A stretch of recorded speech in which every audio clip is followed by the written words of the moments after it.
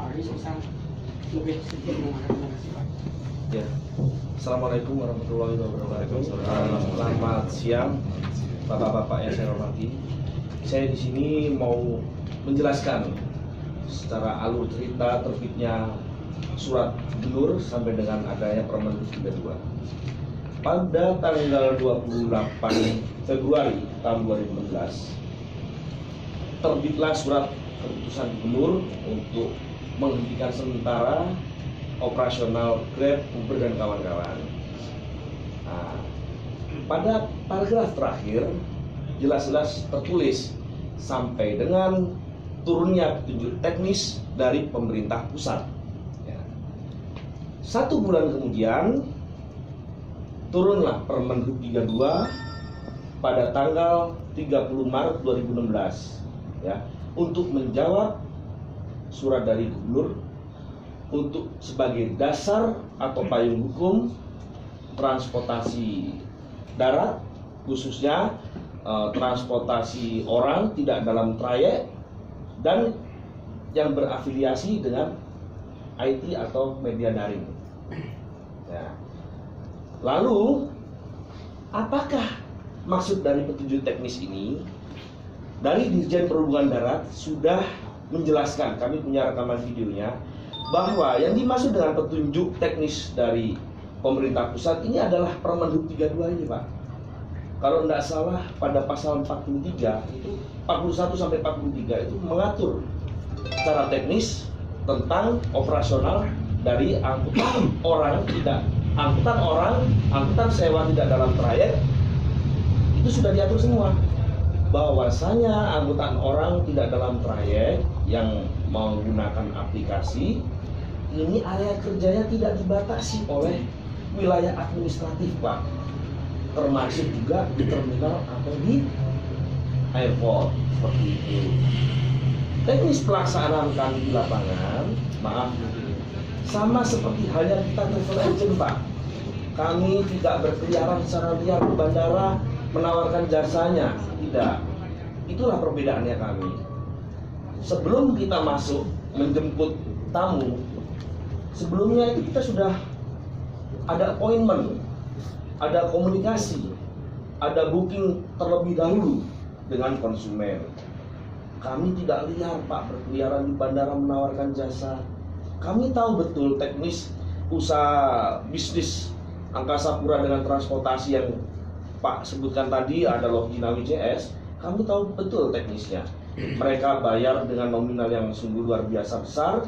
Mereka mendapatkan fasilitas counter di airport, yang mana mereka memiliki hak untuk menawarkan jasanya kepada penumpang dari pesawat untuk menggunakan jasa mereka.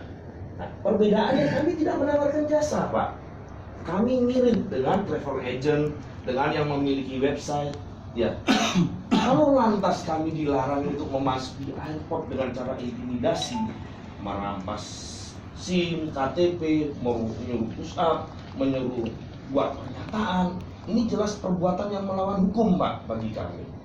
Ada diskriminasi. Apa bedanya kami dengan travel agent? Kami nggak ada bedanya, Pak. Kami tidak menawarkan jasa di sana. Kami menjemput penumpang.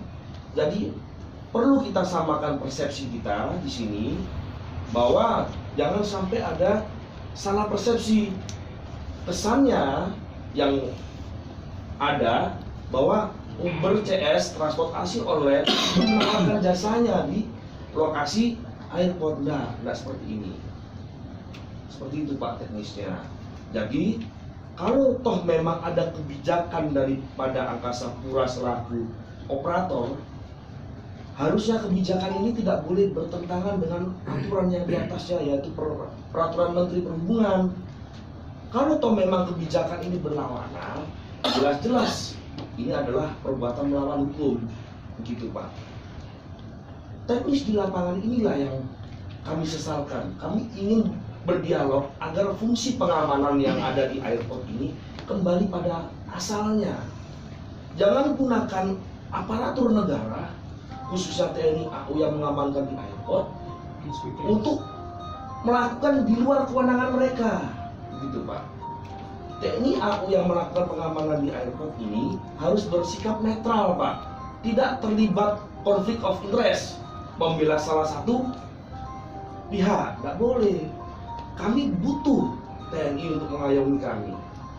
Begitu pula bila mana ada anggota kami melakukan tindak anarkis, pidana di airport, silakan amankan. Dan kami juga berharap sebaliknya, apabila dari transport konvensional yang ada di airport melakukan tindakan anarkis, tolong diamankan Pak. Kami minta kerjasama dengan KP3 untuk memproses itu semua.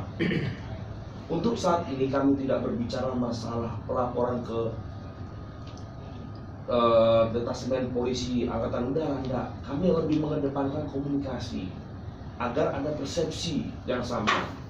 Nah, dengan mana dialog ini sudah kita lakukan, tetapi teknis pelaksanaan di lapangan ini masih saja terjadi tindakan-tindakan yang di luar kewenangan, maka kami akan mulai berpikir untuk berkoordinasi menurut garis hierarki TNI.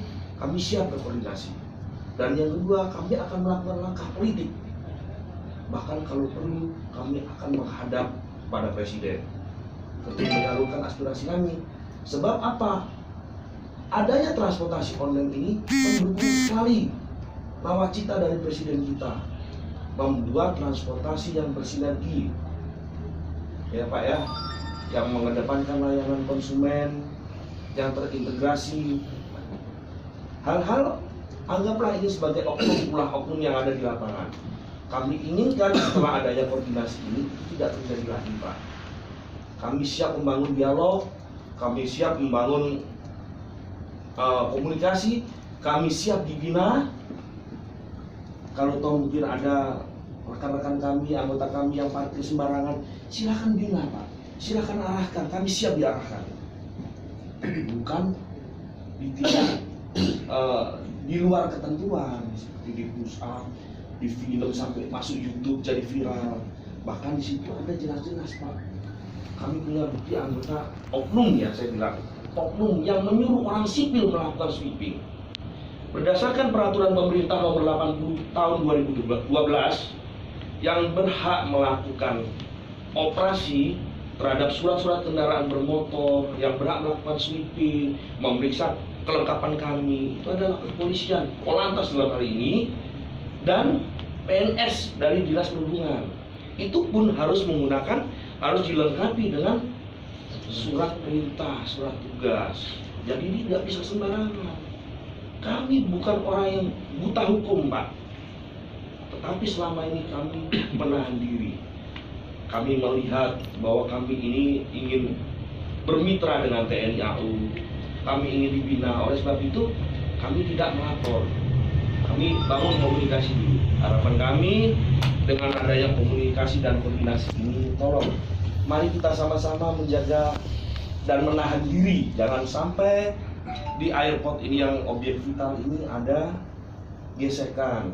Tolong dari mungkin pihak Angkasa Pura mensosialisasikan perampasan-perampasan itu kalau sampai terjadi lagi, menurunkan penumpang secara paksa, melempar tasnya ke jalan, mengusir penumpang untuk keluar dari bandara. Ini adalah perbuatan yang melawan hukum. Kalau sampai itu terjadi lagi, kami akan mengambil langkah hukum dan langkah politik Pak. Ya, harapan kami ini bisa dipahami dari pihak TNI AU, dari pihak Angkasa Pura. Kalau toh memang Angkasa Pura masih ngeyel tetap melarang Uber, kami minta itu dituangkan dalam bentuk tertulis, maka kami akan siap menghadapinya secara hukum.